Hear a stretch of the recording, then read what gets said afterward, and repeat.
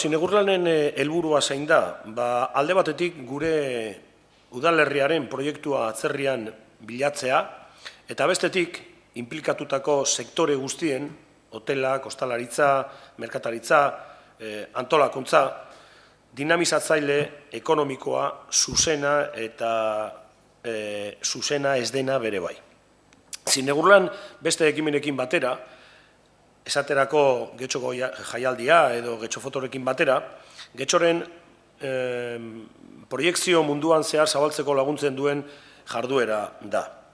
Iaz, 110 edabideek ohikoak zein digitalak, orotarrikoak zein gastronomian eta bidaietan espezialitatuak jaialdiaren berri eman zuten eta haien entzuleri batez beste 37 milioi pertsonarena da.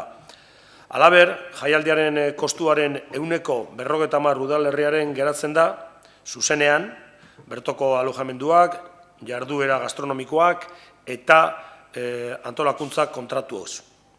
Eta zeharkako eran, bizitariek bertoko establezimenduetan egiten duten kontsumoari esker.